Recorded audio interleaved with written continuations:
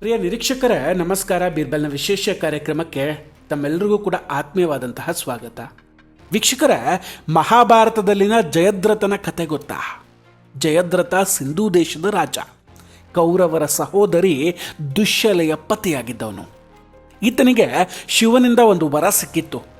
ಅರ್ಜುನನನ್ನು ಹೊರತುಪಡಿಸಿ ಉಳಿದ 4 ಪಾಂಡವರನ್ನು ಒಂದು ದಿನದ ಮಟ್ಟಿಗೆ ತಡಿಬಹುದು ಅಂತ.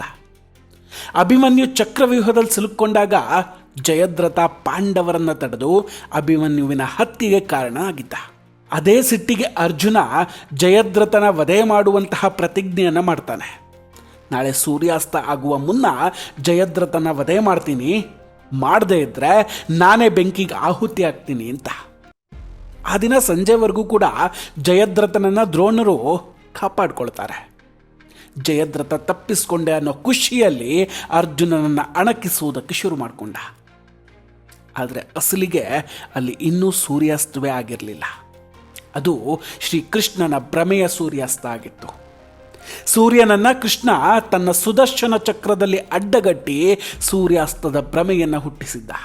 ಅದಕ್ಕೆ ಮರುಳಾಗಿ ಜಯದ್ರಥ ಹೊರಗೆ ಬಂದು ಅರ್ಜುನನ ಕೈಯಲ್ಲಿ ಹತನಾಗ್ತಾನೆ. ವೀಕ್ಷಕರ, ಈ ಕತೆ ಯಾಕೆ ಹೇಳಿದ್ವಿ ಗೊತ್ತಾ? ಜಯದ್ರಥನಿಗೆ ಇವತ್ತು ಕೆಲವರು ತುಂಬ ಭ್ರಮೆಯಲ್ಲಿದ್ದಾರೆ. ತಾವು ಗೆದ್ದುಬಿಟ್ವಿ ಅಂತ ಸಂಭ್ರಮಿಸ್ತಾ ಇದ್ದಾರೆ. ಧರ್ಮೇಂದ್ರ ಪ್ರಧಾನ್ ರಾಜೀನಾಮೆಯ ನಂತರ ಮೊದಲ ವಿಕೆಟ್ ಬಿತ್ತು, ನಾವು ಮನಸ್ಸು ಮಾಡಿದ್ರೆ ಏನು ಬೇಕಾದರೂ ಮಾಡ್ತೀವಿ ಅನ್ನೋ ಭ್ರಮೆ ಅವರ ತಲೆ ತುಂಬ ತುಂಬಿಕೊಂಡಿದೆ.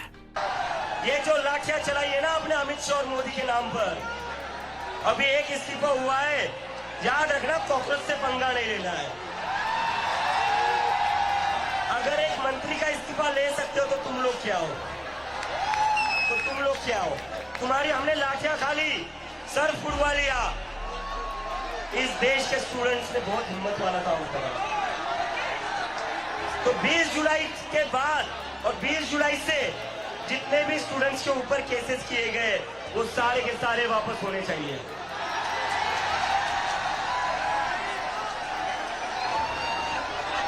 And to the people of India, to भैया,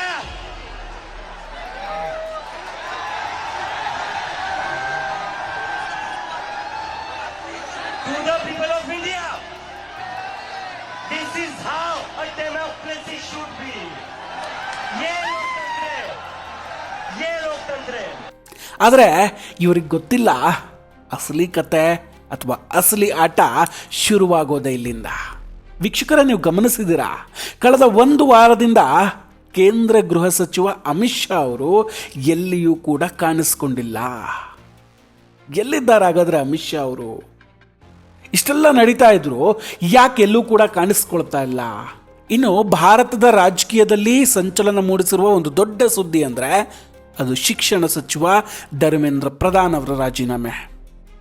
ಆದರೆ ಇದು ಕೇವಲ ಒಂದು ರಾಜೀನಾಮೆನಾ ಅಥವಾ ಇದರ ಹಿಂದೆ ದೊಡ್ಡ ಮಟ್ಟದ ಸೇಡಿನ ತಂತ್ರ ಅಡಗಿದೆಯಾ? ಹೊಸ ಶಿಕ್ಷಣ ಸಚಿವರ ಕೈಗೆ ಕೊಟ್ಟಿರುವಂತಹ ಆ ರೆಡ್ ಫೈಲ್ನಲ್ಲಿ ಏನಿದೆ? ಇದೆಲ್ಲದರ ಬಗ್ಗೆ ಈ ವಿಡಿಯೋದಲ್ಲಿ ಮಾತಾಡ್ತಾ ಹೋಗ್ತೀನಿ. ವಿಡಿಯೋವನ್ನು ಕೊನೆವರೆಗೂ ಮಿಸ್ ಮಾಡದೆ ನೋಡಿ. ಇನ್ನೂ ಕೂಡ ನಮ್ಮ ಬೀರ್ಬಲ್ ಚಾನಲನ್ನು ಸಬ್ಸ್ಕ್ರೈಬ್ ಮಾಡಿಲ್ಲ ಅಂದರೆ ಈ ಕೂಡಲೇ ಸಬ್ಸ್ಕ್ರೈಬ್ ಮಾಡಿ ಹಾಗೂ ಬೆಲ್ ಐಕಾನನ್ನು ಕ್ಲಿಕ್ ಮಾಡಿ. ವೀಕ್ಷಕರ, ಮೊದಲನೇದಾಗಿ ಅಮಿತ್ ಶಾ ಅವರು ಎಲ್ಲಿಯೂ ಕಾಣಿಸದೇ ಇರೋ ವಿಷಯ ನೀವು ಗಮನಿಸಿ. ಪ್ರಧಾನಿ ನರೇಂದ್ರ ಮೋದಿ ಅವರು 2 ಬಾರಿ ವಿಡಿಯೋ ಮಾಡ್ತಾರೆ, ಆದರೆ ಗೃಹ ಸಚಿವ ಅಮಿತ್ ಶಾ ಅವರು ಸಂಸತ್ನಲ್ಲಿ ಕೂಡ ಕಾಣಿಸ್ಕೊಂಡಿಲ್ಲ. ಅಮಿತ್ ಶಾ ಅವರು ಎಲ್ಲೂ ಕಾಣಿಸ್ಕೊಂಡಿಲ್ಲ ಅಂದರೆ ಏನೋ ದೊಡ್ಡದಾಗಿಯೇ ಪ್ಲ್ಯಾನ್ ನಡೀತಾ ಇದೆ ಅಂತ ಅರ್ಥ. ಮೀಟಿಂಗ್ಸ್ಗಳು ತುಂಬ ಆಗ್ತಾ ಇದ್ದಾವೆ. ಆಲ್ರೆಡಿ ಆರ್ಟಿಕಲ್ 370 ರದ್ದು ಮಾಡಿದಾಗಲೂ ನಾವು ನೋಡಿದ್ದೇವೆ. ಸೊ ಅಮಿತ್ ಶಾ ಅವರ ಸೇಡು ಈಗ ಶುರುವಾದಂಗೆ ಕಾಣಿಸ್ತಾ ಇದೆ. ನೋಡಿ, ಧರ್ಮೇಂದ್ರ ಪ್ರಧಾನ್ ಅವರ ರಾಜೀನಾಮೆ ಸುದ್ದಿ ಹೊರಬಿದ್ದ ತಕ್ಷಣ ವಿರೋಧ ಪಕ್ಷಗಳು ಮತ್ತು ಕೆಲವೊಂದಷ್ಟು ಸೋಷಿಯಲ್ ಮೀಡಿಯಾ ಇನ್ಫ್ಲೂಯೆನ್ಸರ್ಗಳು ಮೋದಿಜಿ ದುರ್ಬಲರಾಗಿದ್ದಾರೆ, ಪ್ರತಿಭಟನೆಗೆ ಹೆದರ್ಕೊಂಡು ರಾಜೀನಾಮೆಯನ್ನು ಪಡೆದುಕೊಂಡಿದ್ದಾರೆ ಅಂತ ಅಂದ್ಕೊಂಡಿದ್ದಾರೆ. ಆದರೆ ಹಾಗಂದ್ಕೊಳ್ಳೋದು ಅವರ ಮೂರ್ಖತನ. ಮೋದಿಯವರ ತಂಡದಲ್ಲಿ ಸಚಿವರ ಬದಲಾವಣೆ ಒಂದು ಸಾಮಾನ್ಯ ಪ್ರಕ್ರಿಯೆ ಅಷ್ಟೇ.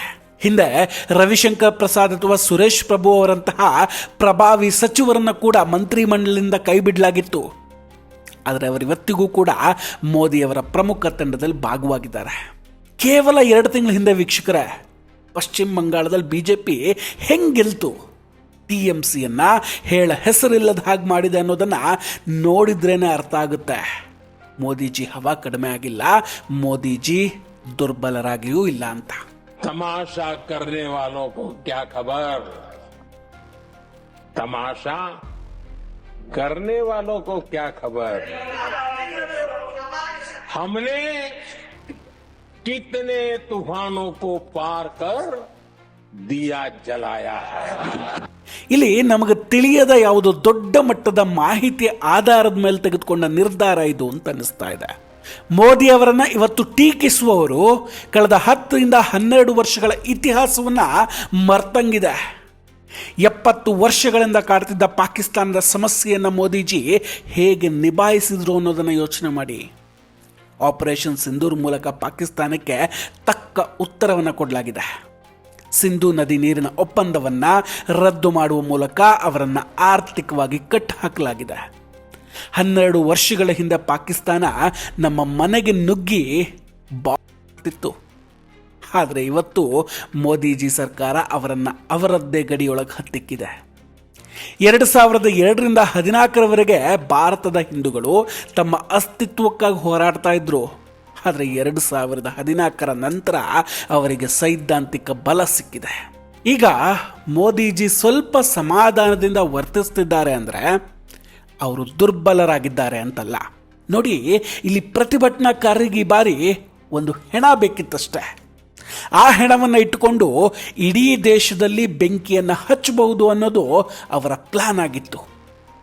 ಆದರೆ ಮೋದಿಜಿ ಸರ್ಕಾರ ಮತ್ತು ಪೊಲೀಸ್ ಪಡೆ ತುಂಬ ಸಂಯಮದಿಂದ ವರ್ತಿಸಿ ಯಾವುದೇ ಪ್ರಾಣಹಾನಿ ಆಗದಂತೆ ಪರಿಸ್ಥಿತಿಯನ್ನು ನಿಭಾಯಿಸುತ್ತೆ. ಬಾಂಗ್ಲಾದೇಶದಲ್ಲಿ ಶೇಖ್ ಹಸೀನಾ ಪ್ರತಿಭಟನಾಕಾರರ ಮೇಲೆ ಗುಂಡು ಹಾರಿಸುವ ತಪ್ಪು ಮಾಡಿದ್ರು. ಆದರೆ ಮೋದಿಜಿ ಪ್ರತಿಭಟನಾಕಾರರನ್ನು ಕರೆದು ಮಾತನಾಡುವ ಮೂಲಕ ಅವರ ಪ್ಲಾನನ್ನೇ ಫೇಲ್ ಮಾಡಿಬಿಟ್ರು. ಅಲ್ಲದೆ ಇದು ಕೇವಲ ರಸ್ತೆಯಲ್ಲಿ ನಡೀತಾ ಇರುವಂತಹ ಹೋರಾಟ ಅಲ್ಲ ವೀಕ್ಷಕರೇ, ಇದು ಡಿಜಿಟಲ್ ವಾರ್ಫೇರ್. ಇನ್ಸ್ಟಾಗ್ರಾಮ್ ಮತ್ತು ಯೂಟ್ಯೂಬ್ ಮೂಲಕ 30 ವರ್ಷಕ್ಕಿಂತ ಕೆಳಗಿನ ಯುವಜನರ ಮನಸ್ಸನ್ನು ಕಲುಷಿತಗೊಳಿಸಲಾಗ್ತಾ ಇದೆ. ಮೋದಿಜಿ ಸರ್ಕಾರ ಡಿಜಿಟಲ್ ಇನ್ಫ್ಲುಯೆನ್ಸರ್ಗಳನ್ನು ಪ್ರೋತ್ಸಾಹಿಸಿ ಗೌರವಿಸುತ್ತೆ. ಆದರೆ ಅದೇ ಇನ್ಫ್ಲುಯೆನ್ಸರ್ಗಳು ಇವತ್ತು ವಿದೇಶಿ ಹಣದ ಆಸೆಗಾಗಿ ಸರ್ಕಾರದ ವಿರುದ್ಧವೇ ತಿರುಗಿಬಿದ್ದಾರೆ. ಫಿಸಿಕ್ಸ್ ವಾಲಾ ಅಂತಹ ಶಿಕ್ಷಕರು ಅಥವಾ ವಿಕಾಸ್ ದಿವ್ಯಕೀರ್ತಿ ಅಂತವರು ವಿದ್ಯಾರ್ಥಿಗಳನ್ನು ಇದ್ದಕ್ಕಿದ್ದಂಗೆ ರಸ್ತೆಗೆ ತಂದು ನಿಲ್ಲಿಸಿದ್ಯಾಕೆ? ಕಾರಣ ಹೊರಗಿನಿಂದ ಬರುವಂತಹ ಫಂಡಿಂಗು. ಶಿಕ್ಷಕರು ರಾಜಕೀಯ ದಾಳ ಆಗ್ತಿರೋದು ದೇಶದ ದೌರ್ಭಾಗ್ಯ ವೀಕ್ಷಕರೇ. BJP ಈಗ ತನ್ನ ತಂತ್ರಗಾರಿಕೆಯನ್ನು ಬದಲಾಯಿಸಿ ಯುವ ಪೀಳಿಗೆಯೊಂದಿಗೆ ನೇರ ಸಂಪರ್ಕ ಸಾಧಿಸುವ ಅವಶ್ಯಕತೆ ಇದೆ. ಅದಕ್ಕಾಗಿಯೇ ಮೋದಿಜಿ ಈ ನಿರ್ಧಾರವನ್ನು ತೆಗೆದುಕೊಂಡಿದ್ದು.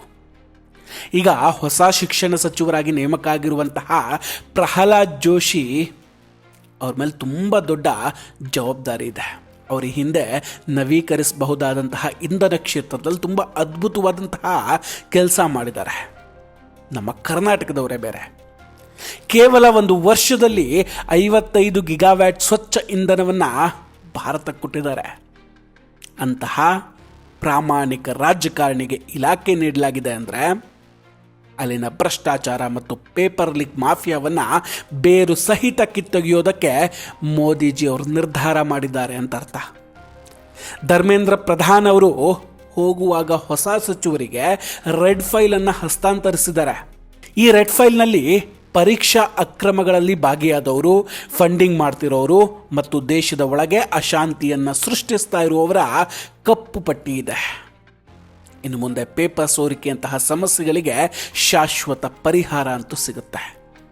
ಅಷ್ಟೇ ಅಲ್ಲ, ಮುಂದಿನ ವಾರದಿಂದ ಮಾನ್ಸೂನ್ ಅಧಿವೇಶನ ಕೂಡ ಆರಂಭ ಆಗಲಿದೆ ವೀಕ್ಷಕರೇ. FCRA ಬಿಲ್ ಮತ್ತು ಇತರ ಪ್ರಮುಖ ಕಾನೂನುಗಳು ಕೂಡ ಜಾರಿಗೆ ಬರಲಿದೆ. ಇಂತಹ ಸಮಯದಲ್ಲಿ ಬೀದಿಗಳಲ್ಲಿ ಪ್ರತಿಭಟನಾಕಾರರಿದ್ದರೆ ಸಮಸ್ಯೆ ಇನ್ನೂ ದೊಡ್ಡದಾಗುತ್ತೆ. ಇನ್ನು ದೇಶದಲ್ಲಿ ಅರಾಜಕತೆ ಸೃಷ್ಟಿಸೋಕೆ ಹೊರಟಿದ್ದ ನಾಯಕರಲ್ಲಿ 1 ವಿಕೆಟ್ ಅಂತೂ ಬಿದ್ದಾಗಿದೆ. ಮೋದಿಜಿ ಹಾಗೂ ಅಮಿತ್ ಶಾ ಅವರ ಸೇಡು ಶುರುವಾದಂಗಿದೆ. ಬಿಹಾರದಲ್ಲಿ ತೇಜ್ ಪ್ರತಾಪ್ ಯಾದವ್ ಅವರ ಬಂಧನ ಆಗಿದೆ. ಹಾಗೇನೆ ಖಂಡಿತ ದೆಹಲಿ ಪೊಲೀಸರ ಮೇಲೆ ಹಲ್ಲೆ ಮಾಡಿದವರು ಅಥವಾ ಪರೀಕ್ಷೆಗಳ ಹೆಸರಲ್ಲಿ ದಂಗೆ ಎಬ್ಬಿಸಿದವರು ಯಾರೂ ಕೂಡ ತಪ್ಪಿಸಿಕೊಳ್ಳೋದಕ್ಕೆ ಸಾಧ್ಯ ಇಲ್ಲ. ವೀಕ್ಷಕರೇ, ಇದೆಲ್ಲದರ ಬಗ್ಗೆ ನಿಮ್ಮ ಅಭಿಪ್ರಾಯ ಏನು? ದಯವಿಟ್ಟು ಕಮೆಂಟ್ ಮಾಡಿ ತಿಳಿಸಿ. ನಾವು ಕೊಟ್ಟಂತಹ ಮಾಹಿತಿಗಳು ನಿಮಗಿಷ್ಟ ಆಗಿದ್ದರೆ ವಿಡಿಯೋವನ್ನು ಲೈಕ್ ಮಾಡಿ ಹಾಗೂ ಶೇರ್ ಮಾಡಿ. ಇನ್ನೂ ಕೂಡ ನಮ್ಮ ಬೀರ್ಬಲ್ ಚಾನಲನ್ನು ಸಬ್ಸ್ಕ್ರೈಬ್ ಮಾಡಿಲ್ಲ ಅಂದರೆ ಈ ಕೂಡಲೇ ಸಬ್ಸ್ಕ್ರೈಬ್ ಮಾಡಿ ಹಾಗೂ ಬೆಲ್ ಐಕಾನನ್ನು ಕ್ಲಿಕ್ ಮಾಡಿ. ನಮಸ್ಕಾರ, ಟೇಕ್ ಕೇರ್ ಆ್ಯಂಡ್ ಬಾಯ್. ಮತ್ತೆ ಭೇಟಿಯಾಗೋಣ. ಜೈ ಹಿಂದ್.